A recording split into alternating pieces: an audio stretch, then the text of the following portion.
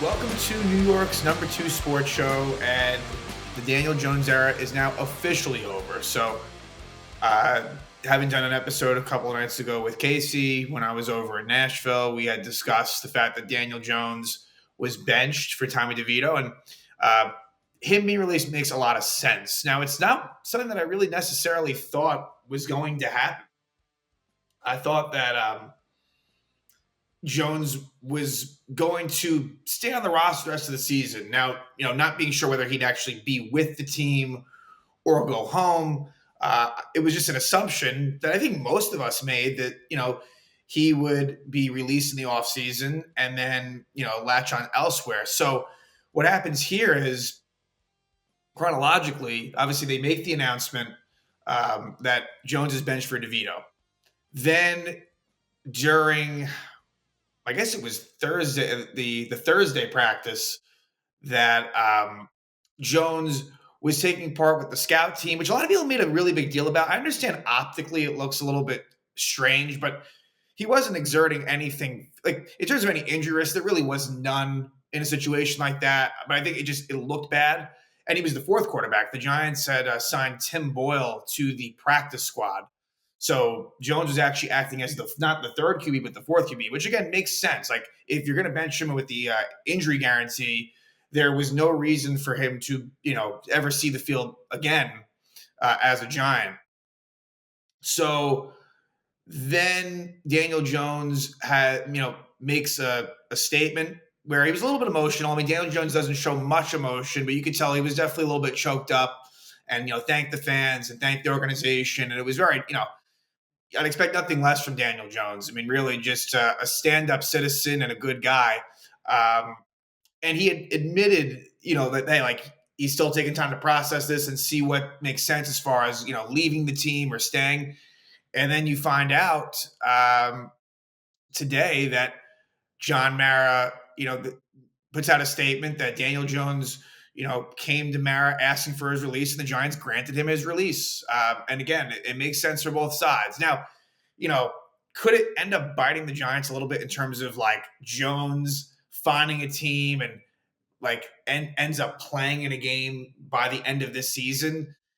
The way things have gone for the Giants, I wouldn't be surprised if that does happen, but it's the right thing to do. I mean, for him to just sit there, he's healthy. For him to just have to kind of waste away the rest of the season, it wouldn't have been right. So I think again, this is kind of a no-brainer thing on a situation that I actually didn't even really consider too much. I guess I wasn't really too sure of what the financial ramifications were, and maybe that it made sense to wait, but it doesn't change anything really. So now Jones is free to sign elsewhere, and I believe that process starts Monday. So I have no idea where he'll go. I kind of joked around the other night that watch him sign with the Eagles, but who knows? It's going to be a place, and it's kind of how it works in the NFL, where there's some connection. Now, Daniel Jones, really, when you think about it, obviously he's only been with the Giants, and in terms of other coaches that he's worked under, a lot of them aren't even necessarily in the league when I think about it. So there aren't, I think about like a Pat Shurmur. I don't believe Pat Shurmur is currently in the NFL. I know he was at the Broncos a few years ago. Don't believe he currently has a spot there. It's little things like that that sometimes do make a difference. Obviously, not that I think he'd want to go to a Jason Garrett-led offense, but of course Jason Garrett's not in the NFL. The point is that there's usually some form of relationship that occurs. So would definitely expect for someone to sign Jones. He's going to clear waivers, obviously. No one's going to want to take on that contract.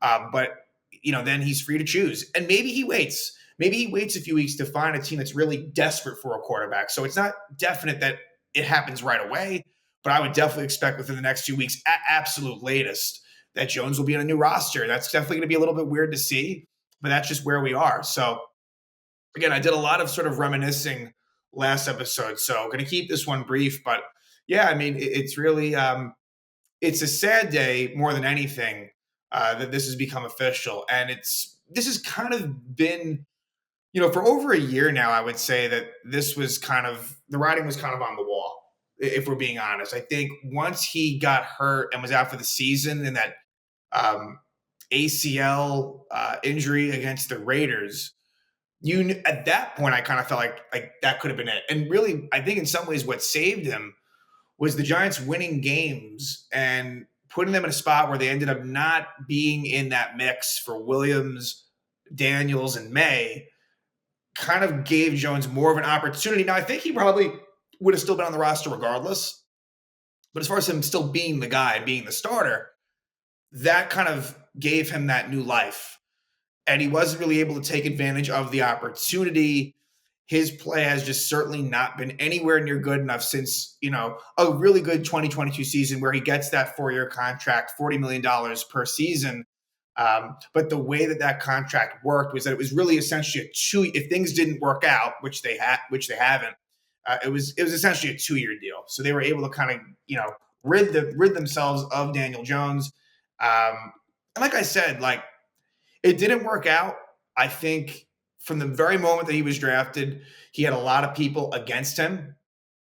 And what I mean that is, like, not necessarily Giant fans, but just pundits, really all over the place that really were critical of the decision. And ultimately they were right. But I think that he did prove some people wrong. And you saw the skill level was there. Like, to say that Daniel Jones is an absolute bum, I think, is not exactly fair because there were definite flashes, especially earlier in his career, of someone that could really be a good quarterback.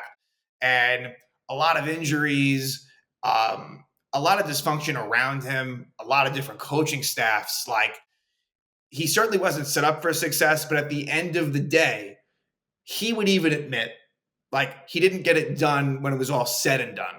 So this is the fate that really it needs to be. Like, he deserved to be benched. He deserved to be released.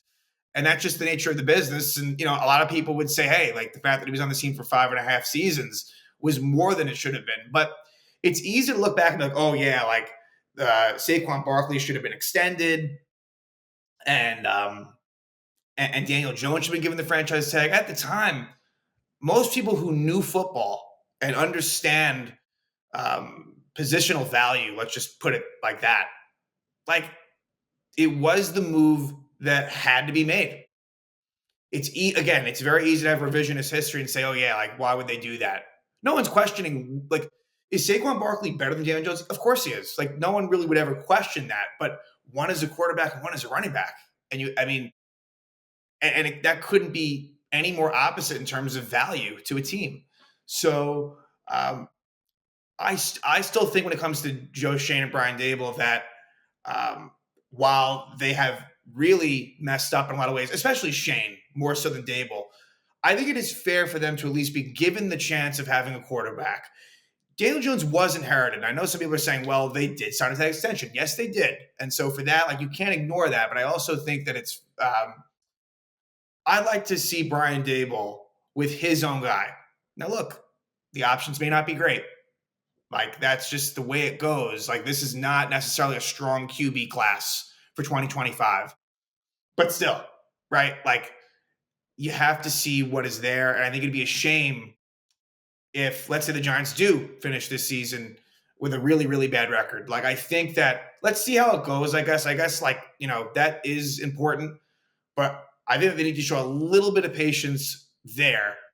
But I also understand this as well. Like, the track record for Schoen, especially, has not been very good. And things have been handled poorly along the way. Like, it's hard to defend them.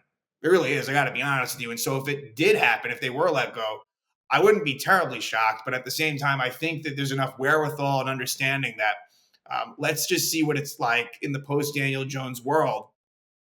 And, like, if things don't go well the rest of the season, I'm sorry, I can't be that upset about it. Like, can you really have high expectations for Tommy DeVito and Drew Lock to a lesser extent? You can't. Now, you don't want things to become a train wreck. You want the offense to operate and to be able to not be an absolute joke. I get that. But I would not expect this offense to look really good at all in the last 7 games. But, I mean, last year, again, they won some games that they weren't expected to necessarily win. So you never know. But yeah, this is it. Daniel Jones, he is officially released, no longer New York Giant. We'll find out where he's headed next. Wish him well, really do.